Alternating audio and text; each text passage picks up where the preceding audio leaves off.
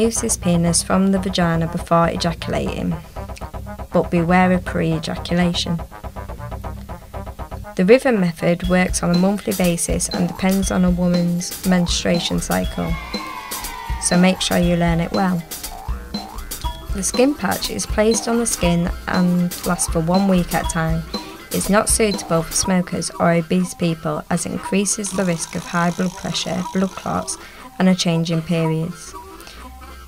You cannot get pregnant soon after removing the skin patch. The diaphragm, also known as cap, is placed in the uterus before sex and lasts 1 session. It is non-hormonal, so can be taken with other medications, and you can get pregnant soon after removing it. Beware, it can cause cystitis. The vaginal ring is put into the vagina, hence its name.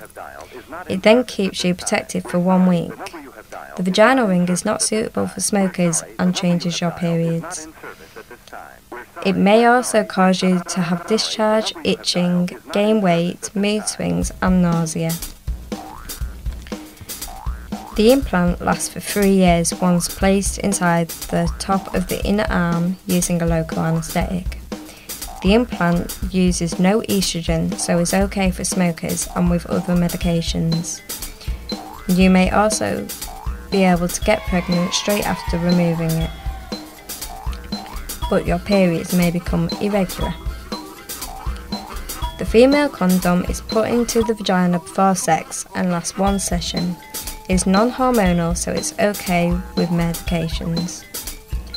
Just like the male condom, it has no real side effects unless you're allergic, it splits, or you somehow forget to remove it. The injection is injected into the upper arm and lasts for 3 months. It is estrogen-free and is okay with other medications and smokers. It may be difficult to get pregnant soon after coming off the injection. It may also cause irregular periods, weight gain, headaches, mood swings and brittle bones.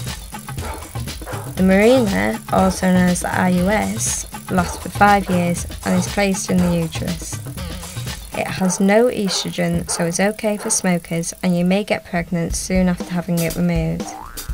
It may cause irregular periods, infection, mood swings and skin problems. Female sterilisation is a permanent operation in which the fallopian tubes are blocked.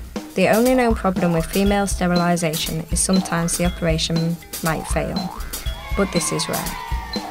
A hysterectomy is rarely used as a form of contraception as it is a huge operation, which is normally for women with medical conditions such as endometriosis. The operation consists of the womb being removed. If you forget to use contraception or something doesn't work, there's always emergency contraception.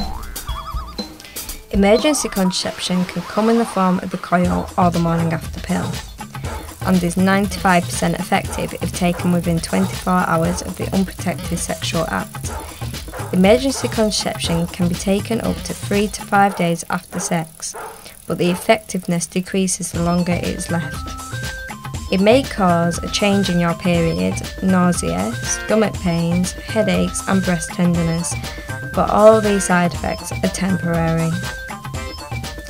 Otherwise, the sperm might meet the egg and 9 months later,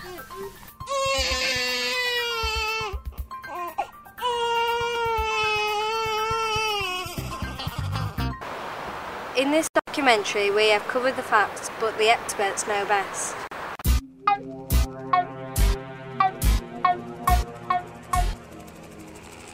Who do you think is the most at risk of getting an STI? STIs, things like chlamydia, gonorrhea, syphilis, non-specific urinitis, etc. The main high-risk groups for that are actually young people, so 16 to 24-year-olds. So that for instance, the last 2 years there's been chlamydia campaigns because there's a lot of 16 to 24-year-olds who have chlamydia and they're not aware that they've actually got chlamydia. And that can lead to problems with fertility, and having children later on in life and things like cancer as well. So it's important again if you're sexually active, certainly even more so if you're having more than one partner, that you actually get regularly screened. for STIs, and and the other thing is also making sure you use condoms, because that will prevent pretty much most STIs from being transmitted. Okay. What age group would you say HIV is more common in? Okay, the average age for people contracting HIV is about 31. But that doesn't mean that young people and older people don't. One of the things we've just noted recently is there's a big outbreak in STIs and HIV diagnosis in people over 50. And that could be because they've come out of a long-term relationship. Women, they may have gone through the menopause, so the risk of pregnancy isn't there, so they're not using protection. And they may have missed some of the safer sex messages which have gone out because it's not applied to them because they've been in a relationship. There's also outbreaks also in people under 21 as well. But the most common age for people to get diagnosed is around 31. In what way do you think HIV can affect people's lifestyles? I think for gay men it's something which gay men are one part of the high risk group. So from the moment they become aware of their sexuality, it's like the dark cloud hanging over them. They're gonna the fear of catching HIV is quite real. For heterosexual people, I think it's less so because they always think it's going to affect other people rather than them, which isn't the truth, sadly. Once people have actually been diagnosed with HIV, it depends on the individual. Some people will understand HIV and realise that it's actually a treatable condition, even though it's a lifelong condition. Other people will be very, very scared, angry. A whole mix of emotions may come out. So it depends really on the individual. What advice would you give to someone who has recently been diagnosed with HIV? Well, the first thing is actually well done for going and getting tested and finding out, because it's really, really important that people do go and get tested. And the big message with that really is if you've been having sex without a condom, then you're putting yourself at risk of HIV. So you need regular screening for things like STIs and HIV. For someone who's newly diagnosed, it's actually to get into contact with services like CLASS and actually try and sort problems out before they actually start accumulating and getting bigger. And it's about early intervention really. And actually, the big message is it's going to be all right. We're very lucky these days that we've got medications. The medications are very, very good. Some people do get side effects, but even then it's usually only for a short period of time. And you can still, you can live life to the full still. So it might be a bit more challenging and a bit more difficult, but you can still live life to the full. In what way do you raise awareness of HIV? Well, there's events throughout the year, so things like National Condom Week and Sexual Health Week, and but the main event is World AIDS Day, which is December the 1st, and that's held around the world. In Preston last year we had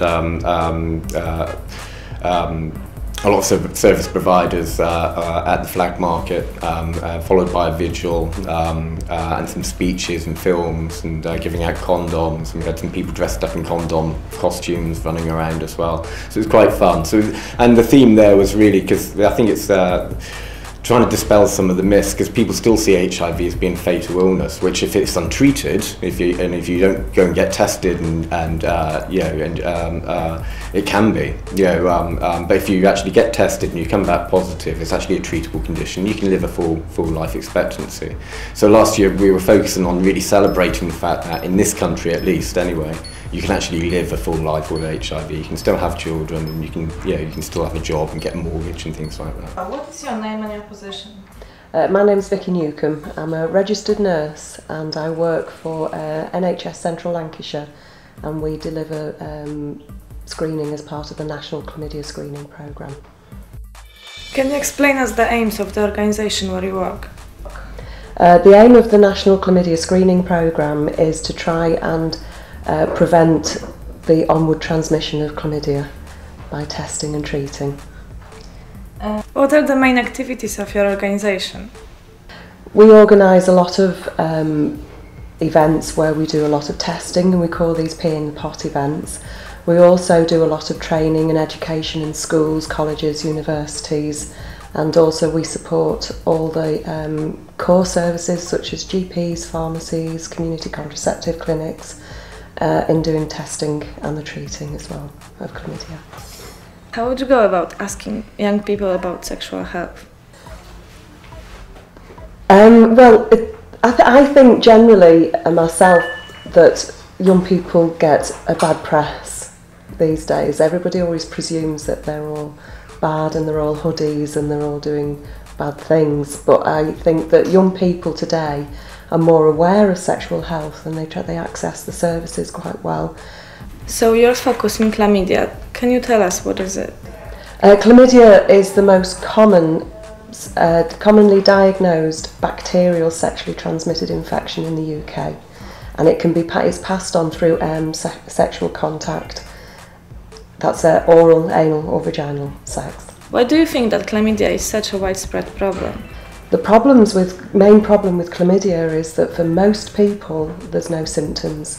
So most people have no idea that they've got it, and that's the main problem because it can be passed around and people just don't realise that they've got it. It can also cause, if it's untreated, it can cause a lot of problems in the future, because untreated it causes problems in women called pelvic inflammatory disease, which can affect all the sex organs, and they can get scar tissue, and in the future they may not be able to have children. And for the young men it can also cause inflammation of the sex organs, and it may affect their fertility as well. How do you treat this? If the people are asymptomatic, which means that they have no symptoms and they have no medical problems, then it's easily treated. We treat it with 4 antibiotics, all taken in one go, and then no sexual contact for a week. However, if they have problems, they have symptoms, it's managed in a different way, and they have to go to the GUM clinic, and they have extra antibiotics to make sure that they don't have any of the problems that we've discussed. So tell us, what do you think the best reason is for having the test? It's always better, our logo is best to know, and it's always best to know that you haven't got it. If you have got it and you haven't got any symptoms, you get it treated. So they're the best reasons to do the test, just to know. Is there anything else you would like to add? Just that it's a really simple test to do. Most of the time it's a urine test. It's really easy, really simple. But the key messages for chlamydia is that it's silent, it's easily tested and easily treated if you don't have any problems. After watching all the points, we realised that it's one aim: keep protected and stay safe.